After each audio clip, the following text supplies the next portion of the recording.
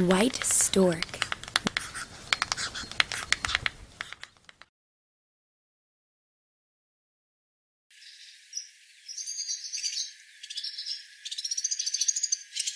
Barn swallow. This is the best known and largest of all swallows. On cloudy days, it flies just above the ground, hunting for insects and grabbing them with its beak. Therefore, people say that low-flying swallows augur rain.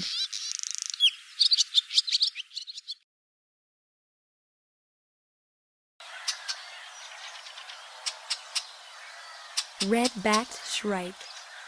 It can mostly be seen when standing stiff in a conspicuous place. Then it is looking out for food. After feeding, it leaves extra provisions on spikes of prickly plants. The beak of this bird ends in the shape of a hook.